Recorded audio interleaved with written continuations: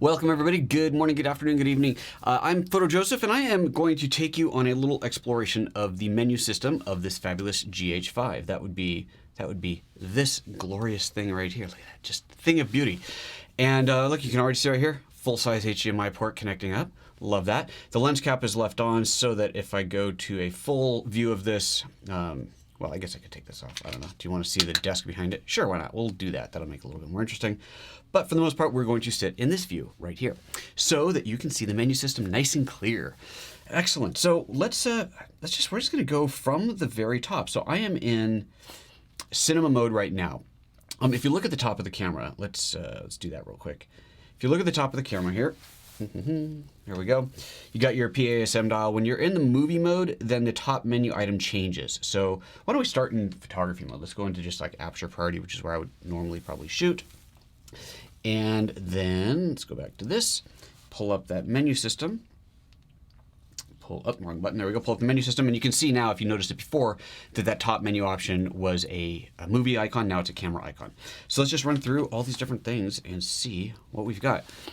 And the menu system has changed. It's the layout is different. There's a few things that are an extra menu layer deep because they've been grouped together, which hopefully makes things easier to find. I haven't had it long enough to say how easy or not easy it is to find things, but you know, obviously not knowing where anything is, it's always a bit of a scramble, but we're figuring it out. And let's see here, I'm going to, Silly You're Awesome says, what other ambassador, luminary, or artisan do you know does a completely live show every day with multiple uploads? Just me. Thank you, Silly, I appreciate that. Jess keeps going back and forth the GH5 and the GX8. Well, hopefully this will help help you make a decision. Both are fantastic cameras, different uses. And Silly saying easy, GX8 for photos, GH5 for video. Well, this is a fantastic photo camera as well. I mean, if you're doing video, the GX8 is great. I mean, I've done a lot of video on the GX8. If you're doing high-end video, pro-level video, this is the camera. Like the GH4 before it was the camera for pro-end video.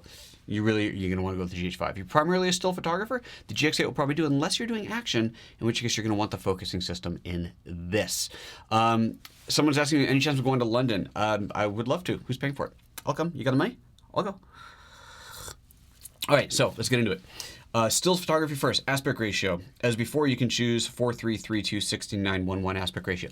You know what's funny is I saw a commenter on one of my conversations about Micro Four Thirds who said something like, the 4:3 aspect ratio kills me and therefore Micro Four Thirds sucks or something like that. And I'm thinking, really? You're dissing an entire camera system because you don't like the aspect ratio? I mean, you can always go to 3:2, right? You lose something because you're cropping on the sensor, but you can always crop. The nice thing about 4:3 is that it's, when you go portrait, see, look, I'm bleeding out of my eye apparently. When you go portrait, it's not as much of a change. It's easier to crop. And I did a whole video a long time ago, which I have no idea which one that was anymore. We talked about crop ratios and some of the advantages of 4:3. So I don't know, there you go. Okay, picture size. So let's make sure we're at 4:3, so full size. So there you see our 20 megapixels. So there's a resolution, 5184 by 3888 in 4:3 aspect ratio for printing A6. For printing up to A2 16 by 20. Now that's interesting. That must be at 300 DPI because you can print. Sean, that shouldn't say that because that's misleading. It makes you think you can't print bigger than that, and you can print way bigger. You know, we've printed 30 by 40, 40 by 60 inch prints off of these cameras without a problem. So that should go away. So you've got your large 20 megapixel. You can go a medium 10 megapixel 3712 by 2784 or go to a small 2624 by 1968.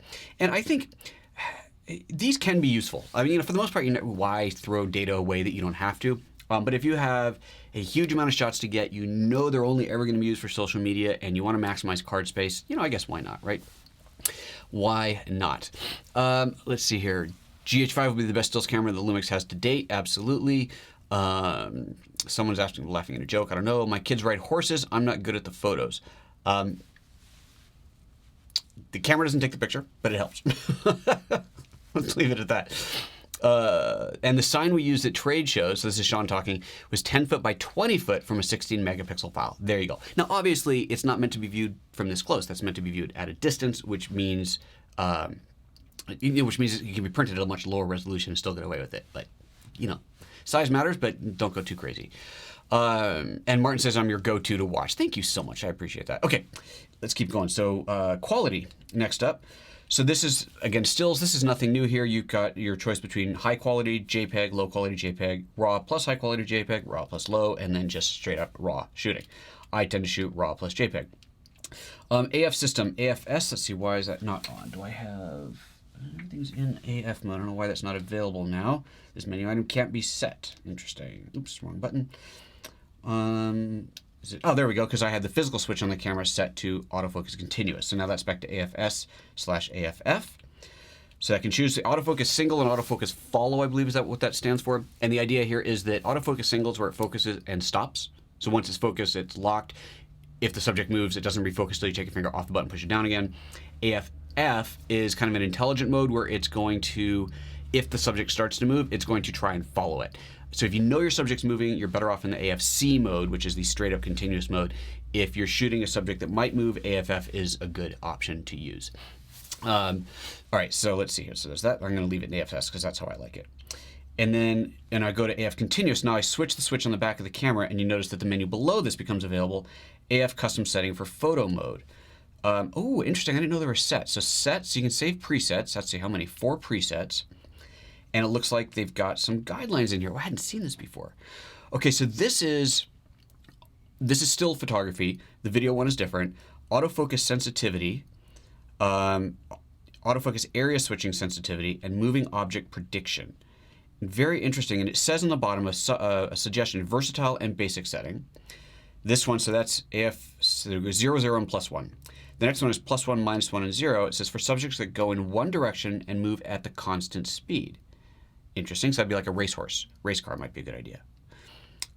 Set 3, continue to track subjects, ignore possible obstacles. AF sensitivity is down, area switching sensitivity is up, moving object prediction is up. Very interesting. This is the kind of thing you really need a manual to get into and fully understand what it does, but this is pretty cool. Sully's asking if I shoot back button focus. I used to do that all the time. It was the only way to fly. When I say used to, I mean with my DSLR, so Canon days. When I switched over to mirrorless, the focus was so fast and so predictable that I stopped using it. You have face detection for one. A lot of times I'm shooting faces, shooting portraits, and so the face detection is just spot on, awesome, perfect.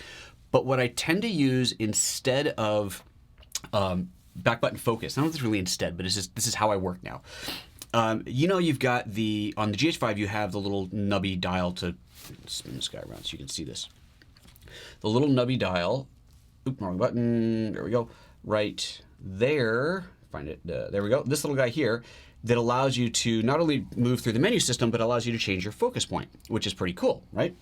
Well, that's new on this camera, but what this camera still does, as well as all the previous Lumix before this, do is you can use the touch screen to set your focus point.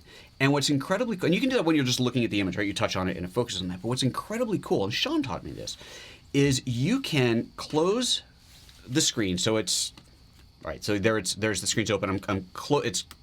The panel's closed, but the screen is facing out. You know what I mean. Look through the viewfinder and put your thumb on the screen here, and it acts like a trackpad, like on your computer, and you can move the focus point around. That's insane. So you're holding it up to your eye. Instead of having a little nubbin, you are literally moving, touching around your screen to change the focus point. Insanely cool. And with the super fast focusing, I just move to where I want to be and push or re-push the button depending on what focus mode I'm in, and away I go. So I don't use back button focusing anymore. So there you go. Novak, your question gets answered in the interview with Sean, which will be published hopefully by tomorrow. So you'll want to watch that. All right, so that was set 3. Set 4 for subjects that change speed and move unpredictably. This is great. So you have all these presets in there, and then it looks like, you can change these to whatever you want. So you can completely redesign them if you want to. So, and I know this is a question that I've already had, and it's something that I'll have to bring up with Panasonic to really fully understand. What are the advantages of having all of this control? Because from a user perspective, it's certainly easier to not have to think about this. It's just autofocus continuous and it works. Clearly, there are, I'm kind of answering one question. Clearly, there are advantages to having it being able to really set what the thing is going to do, to ignore objects that are going to come in front of the scene, for example. And when Sean and I first talked about that, one of the ideas was, let's say you're shooting horses, right? That's what you're shooting. Horses are going by. And there's a pole in front of you because you got a crappy seat. Well, you want to pan through and you don't want the camera to suddenly focus on the pole and focus back again. So you can calibrate it so that it ignores objects. And I think that's the, which I have no idea which one that is. But anyway, it's one of those settings. So that's certainly an advantage. But on the other hand, you're going, I just want to shoot action and have it work. So I guess there's a finding that balance. And in here, the set 1 did have that versatile and basic setting. It's something to really take some time to figure out. And as a user of it, it's going to take me some time to really grok. In the test that I did yesterday, I played a lot with the focus settings. In the video, I honestly didn't realize that there was this separate setting in stills. So the stills that I shot yesterday were all set at whatever it was set to when I first fired it up, which now I don't remember I have no idea what it was. Probably set 1, but I don't know. And the video focusing was definitely different as I changed it around. So we'll see all of those results later. Anyway, total control over the focusing. I've babbled enough about that. All right, photo style, standard. These are the things you've seen before. Natural, vivid, monochrome. These are all, and then some custom ones. Yeah, pretty much standard stuff. We've seen all that before. Filter settings. So you've got your filters you can turn on. And then you've got, set, here we go. All the different funky filters that are in there. These are fun. Most of them never use, but there are a couple. I do like the monochrome and the dynamic monochrome, giving a really crunchy black and white. And that's, of course, going to get baked into the JPEG, not into the RAW file. So, again, a great reason to shoot RAW plus JPEG, so you get both in there. All right, let's turn that off. Colorspace, Adobe RGB or sRGB. Most people leave in sRGB. I like to go to Adobe RGB. That's how I have all my systems set up, so it's more compatible all the way through. More questions coming up. Oh, good. Sean's answering some questions. Thank you.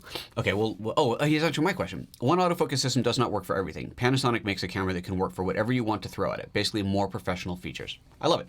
Hence why this isn't in any other cameras. Makes sense.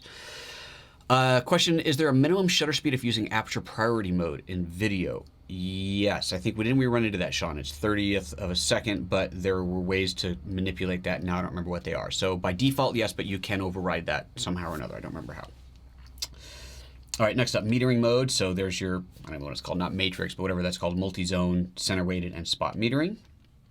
Highlight shadow. I love this. I use this feature all the time. So this is build.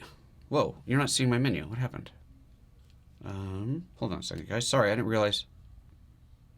Oh, no, you were seeing it. It was just until I went to this that you weren't seeing it. Okay, so now let me go this view there, because it's in the center of the screen. That's why you're not seeing it. So this is curves built into the image. You can kind of see the image behind it changing a little bit as I do this. But if you wanted to, make a really crunchy shadow, you can see the image changing, the shadows lifting, the highlights lifting. Well, there's not many highlights in this picture, in this view here, but you have control over that in the camera, which is really a slick thing to do. All right, let's go back to this view. And someone asked, no Cine-D or Cine-V, video is different, video will have it. Oh yeah, because I'm in the camera mode now, photo mode, not video mode. You're seeing different styles in there. Okay, that's highlight shadow. Eye dynamic range, off and on. Oh, there's more auto, high, standard, and low. One of these days I'm going to figure out what these anything with an eye in front of it I tend to ignore, because to me it seems like more amateurish features, but maybe I should look into this one day and actually understand them, because I really don't know.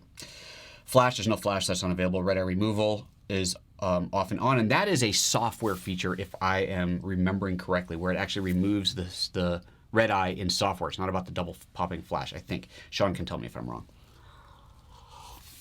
Okay, ISO sensitivity for photo. Okay, so I guess it's telling us specifically, hey, don't forget this is a photo mode. So your lower limit setting, all the way down to 200, and that's where I've got it. And then upper limit setting, auto, or crank it up to 25.6. Now I think expanded ISO is probably not on yet. Let's see here. Let me see if I can find expanded ISO. That might be elsewhere. That's probably elsewhere in there. So we'll find it eventually. We'll find the expanded ISO, and then that would give us, I believe, more options on the ISO sensitivity, including the low ones. It's like 50 ISO, 100 ISO, and then the higher ones, however high it goes, which I don't know yet. Minimum shutter speed is set to auto. Why is that not available now? Interesting. Let's see if I put the camera in manual mode. Nope, still no minimal shutter speed. Don't know why. can't set minimum shutter speed out of auto now. Maybe it has to do with the lens that's on there. That might be it, but I don't know. Maybe Sean can tell me. I'm so glad that Sean's watching this video. Okay, Sean's already saying there's no higher expanded ISO setting now, just an expanded lower to 100. Okay, so right now that 25.6 is the max. Alrighty. Anything else coming in here? Okay, Sonic's asking, will I be able to use my Sigma 18 to 35 that isn't stabilized? Will I really notice a difference? So here's what happens. This is the wonderful thing about having dual stabilization. There's stabilizer built into the camera and stabilizer built into the lens. If you have both, then they get used together. It's dual image stabilization, or dual OIS, optical image stabilization, and that is the best.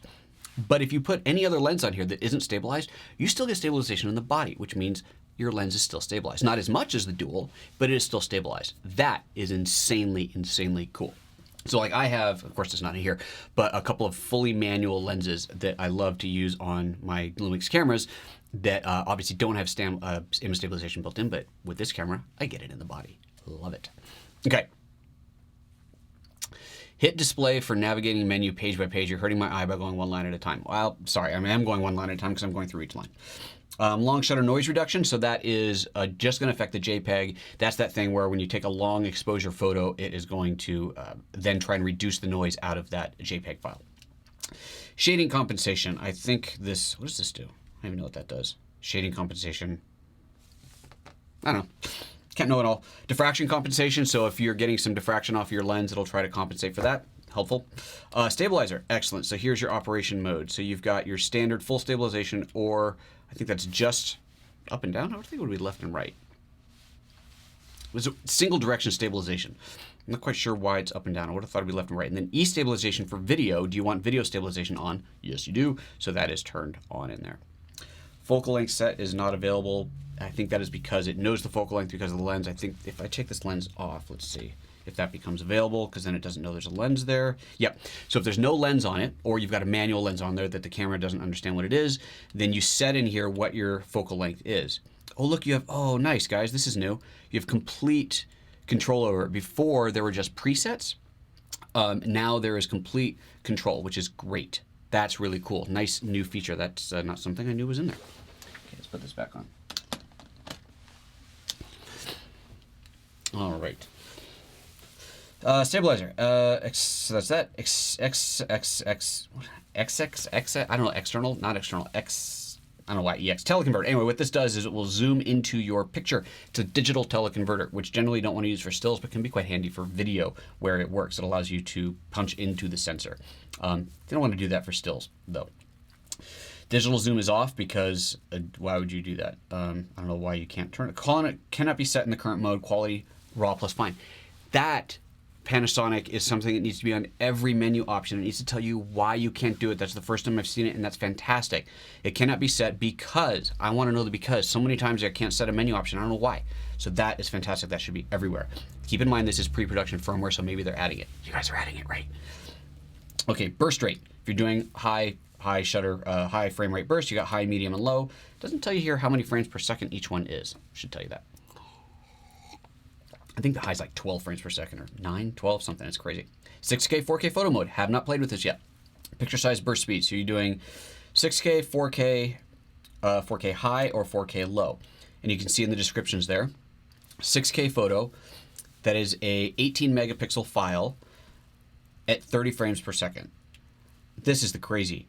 4K photos, that's an 8 megapixel file at 60 frames per second. So if you're not familiar with 4K and 6K photo, the idea here is you're essentially shooting a movie, a 4K or now a 6K movie.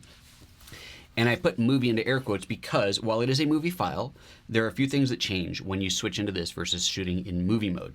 Number one, the aspect ratio changes. When you're shooting movie mode, your aspect ratio is 16:9. Unless you're in the cinema 4K, then it's a little bit taller. But it is 16:9. Whereas your still shooting mode is 4:3. Second, when you shoot video, you tend to err towards a lower shutter speed. So if you're shooting at 30 frames per second, you are typically shooting at a 60th of a second shutter speed. That's kind of just a general rule. You can change it, but that's like the general rule. But 60th of a second is kind of slow for shooting stills. And so since the whole point of 4K photo mode and now 6K photo mode is to extract a still out of the video file, you want that higher shutter speed. So 4K 60 photo mode will default to a 4:3 aspect ratio and a higher shutter speed. It also, I believe, doesn't record audio. Someone can correct me on that. I don't remember if it does or doesn't now. But the whole point of this is to extract those stills. So if you want to shoot super high frame rate, you can get 18 megapixel photos at 30 frames per second, or 8 megapixel photos at 60 frames per second. That's kind of a lot. This is going to be fun to play with. Okay. Recording mode 6. Oh, so then this is your bursting mode. So when you push the button, what happens mode. So you got 6K burst, start, stop, and pre-burst. So burst is like shooting regular stills. As long as you're holding down the button, it is shooting. Release the button to stop shooting. So it's just like shooting still photos. And Sean is confirming there's no audio in 4K 6K photo mode. That's what I thought. Start stop is more like shooting video. You push the button to start recording, you push the button again to stop recording. So the first one is like, it just feels like shooting stills. The second one feels like shooting video. The third one is incredibly cool, but it does, it can overheat the camera. So it tells you right here if it'll automatically shut off if it's going to overheat it. Plus it will chew your battery up a bit. So what this is doing is it's always recording, so that when you push the button, it has cached the last, I think, second or 2 seconds or something of footage that you didn't shoot yet, and adds that to the file. This is awesome if you're shooting kids. Because, you're shooting kids and they do something cute and you push the button and you, by this point, have missed the cute thing they just did. This way, it's already there. So they do something cute, you push the button, you're basically saying, hey, capture what just happened. It's like a time machine built into your camera. It's kind of awesome. That's a good marketing term. A time machine built into your camera. Sean, you can use that. All right, and then pre-burst recording is off or on. So I think that's part of this pre-burst recording. I guess it does it automatically. So that's pre-burst recording always. If I go into one of these modes, I can turn that on or off. So that is new. I guess that is allowing you to always have that pre-burst going. Huh, interesting. I'm going to turn that off because I don't want it to chew up my battery. And loop recording is not available. I have no idea what that. Oh, it's because I'm in 6K. Let's go here. Let's go back to 4K. Let's go to 4K regular. Still can't turn it on. Recording method. There we go. Start, stop, loop recording. Okay, it doesn't tell me what it is. So I don't know what that is. Loop recording. That's a new one. I don't know. Sean, maybe you can tell me what that is. Okay. Make sure this stuff is, yeah, it's off. It's fine. Okay. Post-focus. Post-focus mode. So post-focus is, let me go back to the notes here. There's a bunch of stuff coming up. 6K photos mental. Yes, it is. Will Vlog-L be less grainy in comparison to the GH4? Sean can answer that. You'll be recording 10-bit internal. Someone is answering that. The Panasonic Time Machine. There you go. Apple already kind of has that. Yeah, but Apple's shooting on a sensor the size of your pinky and with a fixed focal length lens. This is kind of better. Just a little bit.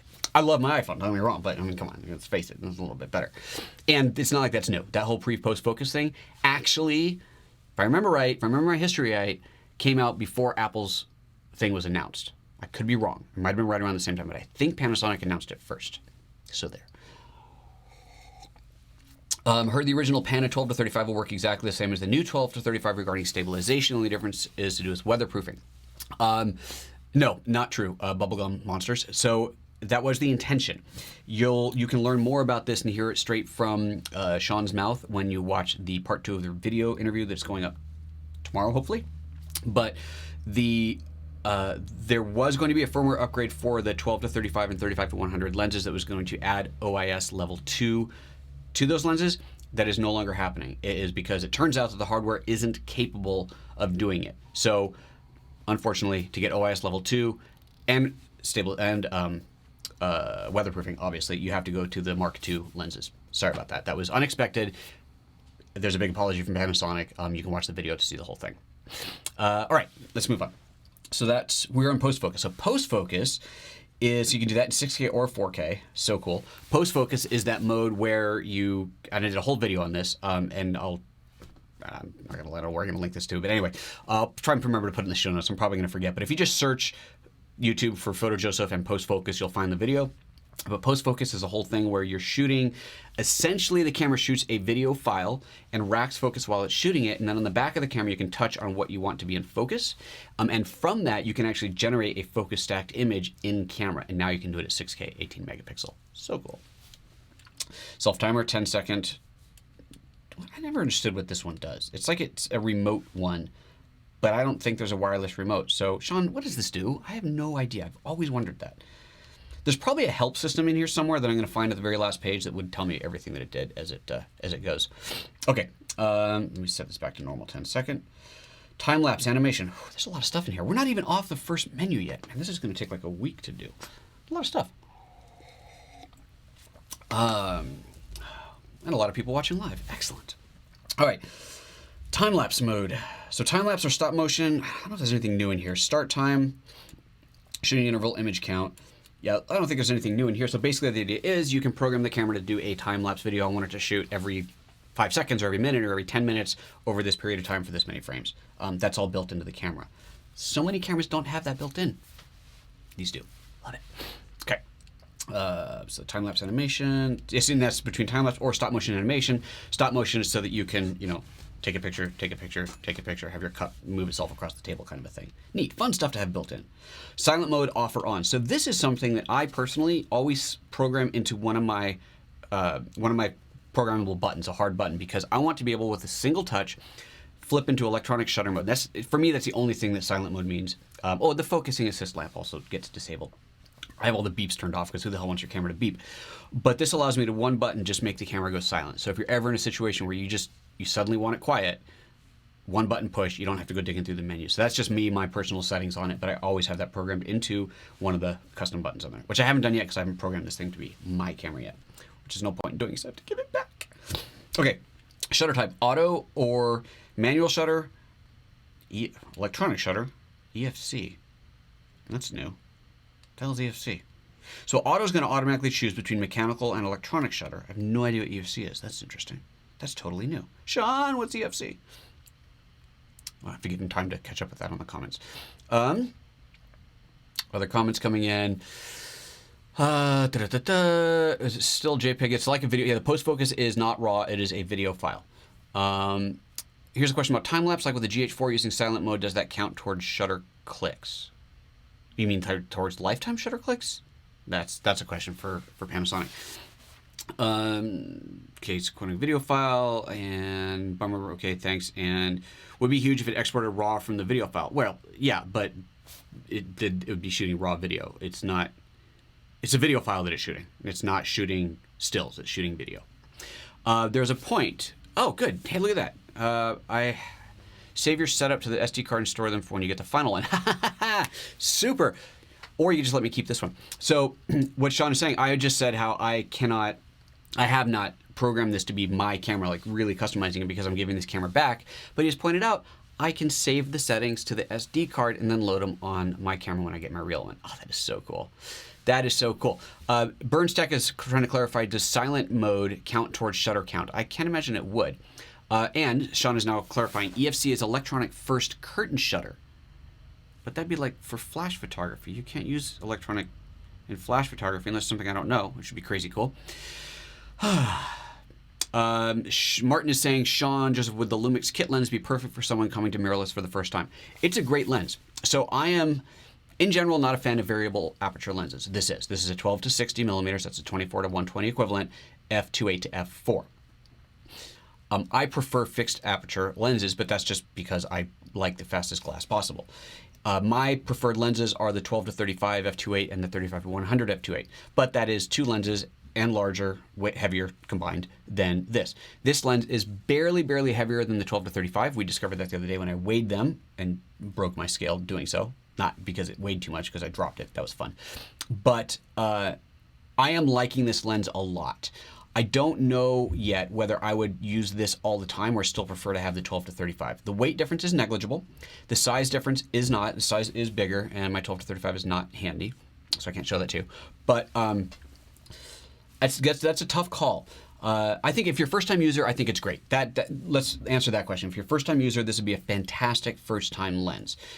Whether I will use this lens regularly or prefer to use the others remains to be seen. I am going to shoot with this lens all throughout the weekend. I'm going to go kind of vloggy style this weekend with it and see how I feel about it after that. But there you go. Okay, getting some clarification from Sean here. It's now first curtain electronic shut is a mode to reduce any visible shutter shock Though the new shutter design already does that. This will be pre-trigger the capture based on letting the curtain move first and then triggering the capture.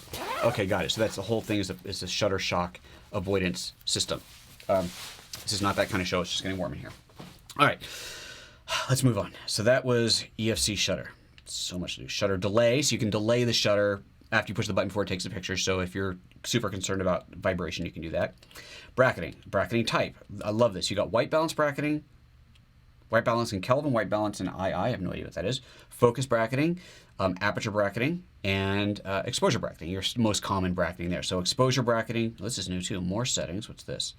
Oh, it's just in a different layout. So, okay, so this is where the settings are. So steps, I can do up to 7 brackets in 1-stop sequences, 3 brackets, 1 stop. That's 3 and 3rd stop. So 3 shots, 1/3 of a stop apart on the low end, 7 shots, 1 stop apart on the high end, which is the same as it was before. Sequence, how do you want them shot? Do you want the first shot to be the middle exposure and then the unders and then the overs, or do you want to rack all the way through under, up through the over? I like to shoot this way.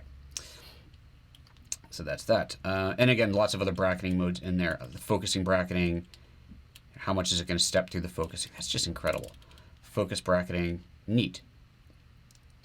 So you could, well, there's an interesting thing. I wonder if you set it to the lowest setting, you see you'd want to set your sequence 0 to plus. Wait, what? 0 minus plus.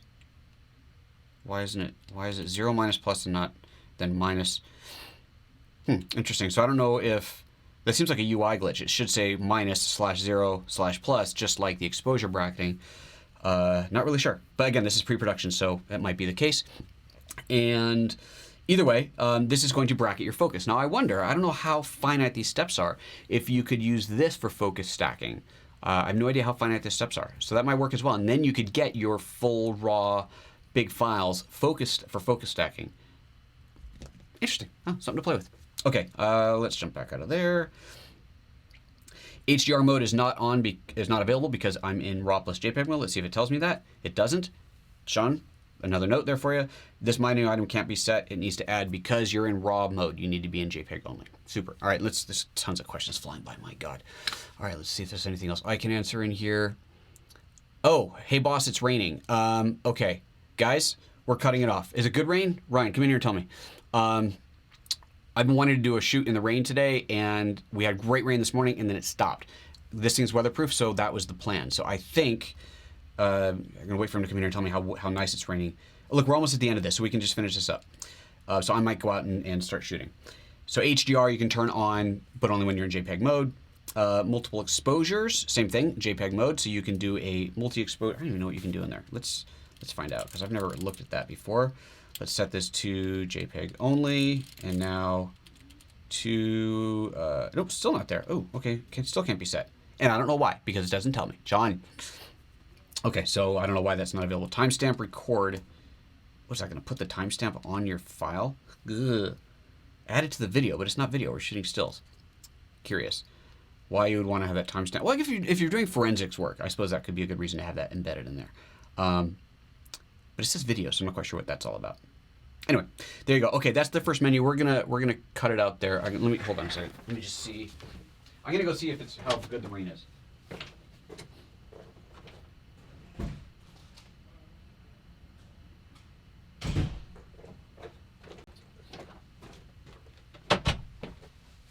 It's not even raining. So wherever my assistant is right now, he's not out there. It's raining, but it's not here. Oh, he's texting me too. Okay, I guess we're gonna go. We're gonna go shoot in the rain because apparently it is raining out there. So, somewhere in Ashland it's raining. All right, so that's it. We got through the camera mode. All right, well, clearly there's gonna be a part 2, probably through part 17 of this. Although, I don't know when because I got to give this camera back. Okay, let me just show you this real quick because I'm gonna go into. I just want to show you the grouping here, the custom mode grouping. You can see here now that instead of just a long list, you have groupings inside of here in your custom function modes. So like exposure settings in there, tons and tons of stuff, back up a level, operation menus. God, there's a lot of stuff. Wow. There's more options for sure. I'm gonna have to really go through all of this, but that's what we got right now. Okay, I'm gonna go shoot because the weather has gone frightful, which is what we're waiting for. Oh, I'm supposed to be shooting in the snow today. That was the plan. Remember that? Remember the plan? Until my guy on the mountain called me and said, whiteout conditions on the mountain. And let me just show you what it looks like right now, because now I want to know too. Oh, I gotta turn this guy on. Let's see what it's actually looking like on the mountain right now. Still on it. It's so funny. Our local mountain webpage says aerial wind hold, and I'm thinking, as opposed to nautical wind, ground wind. Wind comes from the air. Of course, it's an aerial wind hold. What else would it be? Yeah, here is the live webcam from our mountain right now. That ain't pretty. Look at, there is ice, a drip of water frozen to the lens of our live webcam. So I guess what that's saying is we're not going to the mountain today. So because we had rain and this thing's waterproof, I'm planning to shoot out in the rain. I've got a model. She's a dancer. We're going to go do some stuff like that. Fingers crossed that we get good rain, because that'll make for some really cool photos. Any last comments, questions in here? My goodness. Crane streaming. Thanks for the stream. You're quite welcome. The 𝐼𝐶 crane is 𝐼𝐶 is a great crane, is a great gimbal. I don't even know that one. Excellent. Sean said you can keep it. I swear. Thanks, Burns. Okay. All right. Very good. Lots of great stuff in here. So, hey, because this live chat gets thrown away, which super sucks, thanks YouTube, what I'm going to do is just copy and paste this whole thing into the comments feed once YouTube finishes processing its video, which takes some time. No, we're not going to do a live stream from the rain, Burns, because that's, no. I want to shoot. Okay, that's it. I got to go. Thanks, guys. That was cool. That was super fun. Just let you look at this camera just one more time. Where's the, there we go. Go after that. And we'll leave it there while I step out. See you guys later. Bye-bye.